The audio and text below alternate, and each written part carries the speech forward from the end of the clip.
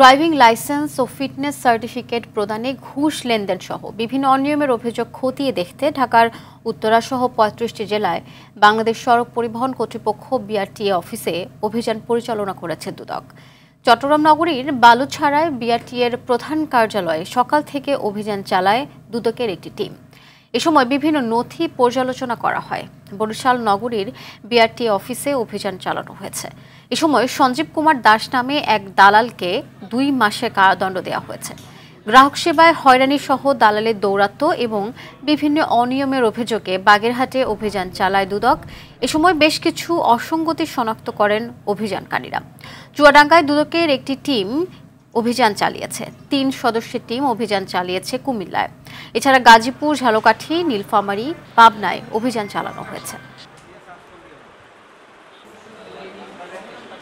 আমরা বিষয়সমূহ নিয়ে বিআরটিএ যিনি সহকারী পরিচালক আছেন তাকে আমরা অবহিত করেছি। এই লেনদেনগুলো সন্দেহজনক মনে হয়েছে প্রাথমিকভাবে।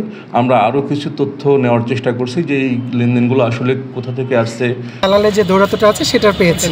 আর এই অফিসের কোনো অসাধু কর্মকর্তা বা কর্মচারী এখানে জড়িত আছেন কিনা সেটা আমরা জানার চেষ্টা করেছি।